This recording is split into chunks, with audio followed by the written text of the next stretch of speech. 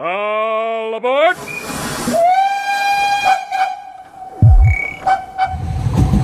Tog og modeltog.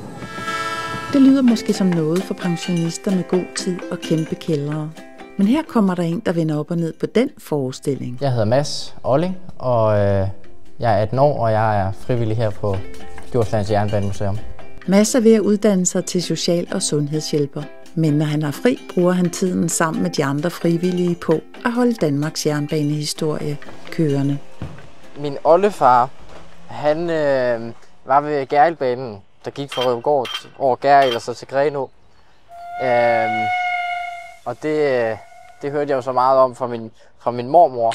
Jeg var jo meget toginteresseret som barn, så mormor hun fortalte altid nogle historier om banen, og jeg blev vist den gamle station og remisen og alt muligt. Og hun havde også min oldefars gamle kontorstol, den stod hjemme hos hende, og da hun så gik bort, så blev den også doneret her til museet. Så der er også lidt familiehistorie i og på museet her. Hej. Jeg havde fundet dem i gemmerne. Victoria Street Station. Hvor er det henne?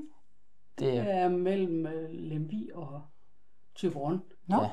Der er ikke nogen, der ved, hvorfor den har fået det navn. Det er sådan lidt et mysterium. Der var nogen, der bare havde hængt lige pludselig så hængte skiltet der uden banen vidste noget om det.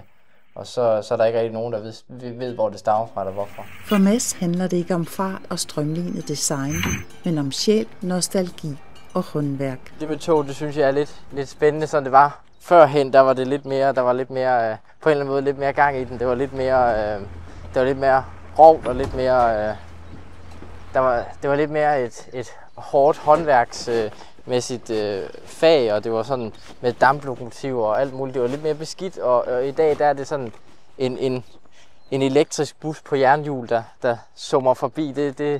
Det siger mig ikke lige så meget. Men det handler også om fremtiden og nye rammer for historien. Hvis jeg helt selv kunne bestemme, ville jeg nok opføre en tilbygning, fordi at jeg synes, kårene er lidt trænge her. Vi trænger lidt til at kunne få udbygget museet her, så vi har noget mere plads og nogle flere muligheder. På Djurslands Jernbanemuseum er der store tog og endnu større drømme. Men for at gøre dem til virkelighed, er der brug for mere plads og flere hænder.